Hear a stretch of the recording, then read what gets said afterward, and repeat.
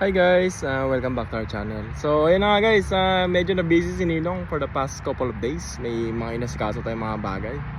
So anyways, guys, dun sa ating guess and win number 4. So tinignan natin yung mga comment, pero unfortunately walang nakakuha ng exact answer. So I've decided at this point na gawin ng 3 entries per account, para naman na may winners tayo guys, kasi ayaw ni Ninong nang walang nananalo eh. So yun nga guys, magdagdag pa kayo ng 2 more comments kung meron na kayo dong 1 guess. So gawin nyo ng tatlo. Gawin nyo ng tatlo guys. So para at least makakuha tayo ng winner.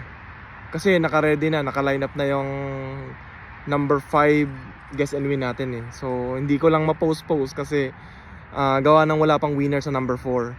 So yun nga guys, kung meron na kayong isa doon, gawin niyo pang tatlo.